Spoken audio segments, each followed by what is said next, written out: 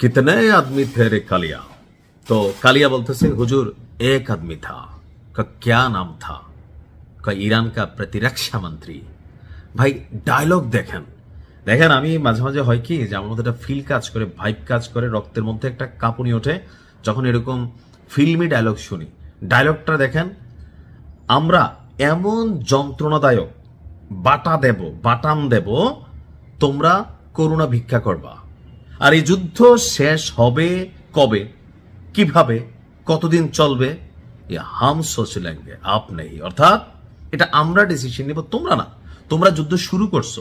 আমি একটা কথা বলি, যারা মনে করতেছেন যে এখানে খুব সহজে মানে ইরান পোতাই যাবে, এখানে দুইটা পারসেপশন আমার মধ্যে কাজ করছে। ইরানের যিনি প্রধান আছেন তিনি মারা যাবার পর স্বাভাবিকভাবে একদল গুটিবাজ এগুলা ছাড়া, কীট পতঙ্গ আছে না, থাকে না পোকামাকড়, ওইগুলা ছাড়া যারা দেশপ্রেমের জনগণ তারা কিন্তু এটাকে মানতে পারে নাই। আর যারা ফোর্সগুলো আছে সর্বোচ্চ লেভেলে কাজ করে যাচ্ছে, মানে ওনার অনুপস্থিতিতেও ইরান শক্তিশালী হয়ে উঠেছে। ওনার মৃত্যুকে আল্লাহ কবুল করুক, এই মৃত্যুর মাধ্যমে যেন ফতে নিয়ে আসে সেটা আমি চাই। তবে দুইটা ইস্যু এখন সামনে আমার কাছে, পারসেপশন, আমার ব্যক্তিগত বিশ্লেষণ। এই যুদ্ধ অনেক দিন পর্যন্ত যাবে, আর এই যুদ্ধে পশ্চিমা বিশ্ব থেকে শুরু করে মধ্যপ্রাচ্যের রাষ্ট্রগুলো যুদ্ধে জড়িয়ে যাবে।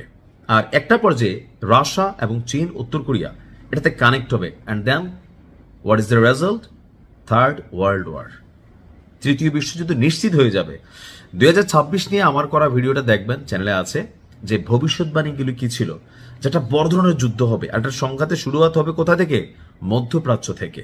তো আজকে আমার কাছে মনে হচ্ছে যেভাবে খেলাটা জমছে, ইরান যেভাবে ফাড়া ফেলতেছে, তো সেখানে একটা বড় ধরনের যুদ্ধ হবে। এটা থেকে তৃতীয় বিশ্বযুদ্ধ হবে। আমেরিকা নাই হয়ে যাবে, নতুন শক্তির উদ্ভব ঘটবে, হয়তো রাশিয়া নয়তো চীন। আমার পারসেপশনটা চীন হবে, চীন। আর আরেকটা হইতে পারে যে ধরেন এই সরকারের আরো যারা প্রধান ক্যাটাগরির লিডার আছেন, ক্যারেক্টার আছেন, মোটামুটি ধরেন 70% শেষ করে ফেলছে। 70% গত এক বছরে চুনচুনকে তারা তাদের গোয়েন্দাগিরি কইরা, তথ্য নিয়ে, প্রযুক্তি ব্যবহার কইরা মাথাগুলারে নাই করে দিছে। তো আগামী হয়তো 2-4-6 মাসের মধ্যে আবার এমনও হইতে পারে, লেবাননের কথা নিশ্চয়ই খেয়াল আছে, যখন অভিযান চালাইলো একজন মারা গেলেন, আরেকজন দায়িত্বে আসেন, তারেও ভাই নাই করে দিল, পরে আরেকজন আসলেন, তারেও নাই করে দিল। এরপরে কিন্তু পরিচয়টা গোপন রেখে তারা কার্যক্রম চালাচ্ছে। আর যেটা গোপনে সেটা কখনো শক্তিশালী হয় না, এটা প্রকাশ্যে আসা উচিত। তো সেখান থেকে ইরানের যারা মাথা আছেন এগুলো যদি টার্গেট করে আবার কোন রকম ঘটনা ঘটায়, তাহলে নেতৃত্ব শূন্যতায় পড়বে ইরান, এবং কি ইরানের পরিণতি ইরাক, আফগানিস্তান, গাজা এর চেয়ে ভালো কিছু হবে না। তবে ইরানের জনগণের মধ্যে একটা অংশ যারা গুটিবাজ, যারা পশ্চিমাদের কিট, অথবা ধরেন যারা চায় যে তাদের দেশে ইসলামী প্রজাতন্ত্রের যে খেলাফত সেইটা শেষ হয়ে যাক, সেখানে ওই যে রাজা পেহেলবির যে কালচার, সংস্কৃতি, মানে থাকে না মুসলিম রাষ্ট্রের যে বাকটা, এটি শেষ হয়ে যাক। মানে ট্রাম্পের একটা বক্তব্য আমি শুনছিলাম গতকালকে, যারা ইরানকে নতুন নেতৃত্ব দিবে তারা নাকি অলরেডি তার সাথে কথা বলছে।